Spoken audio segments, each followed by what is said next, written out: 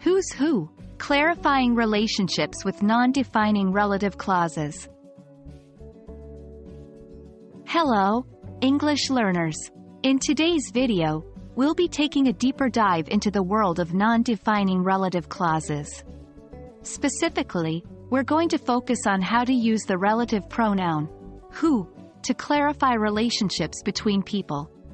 This can be a game changer for your English writing and speaking skills, enabling you to express complex ideas and relationships more naturally. First things first, let's recap what non-defining relative clauses are. These are types of clauses that add extra information to a sentence, but don't change the overall meaning if they are removed. They are usually set apart from the rest of the sentence by commas. Here's a quick example. My friend, who is a teacher, enjoys reading. Here, the clause, who is a teacher, is a non-defining relative clause.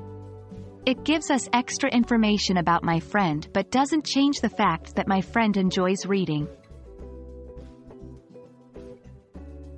When we want to add information about people in our sentence, we can use the relative pronoun, who.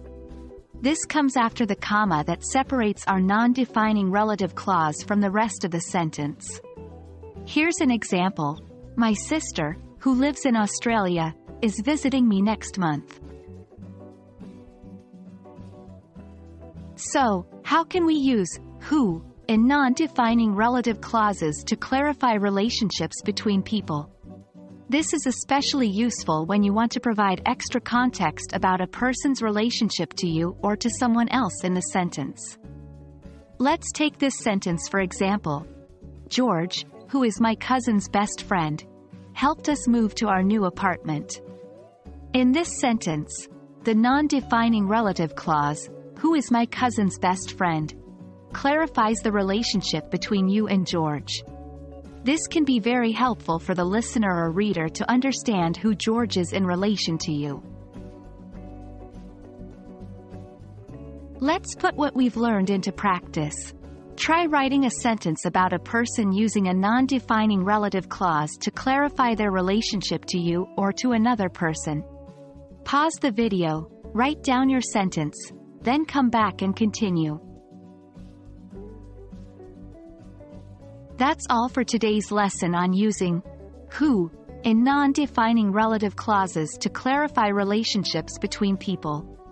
Remember, practice makes perfect, so keep trying to use these clauses in your writing and speaking.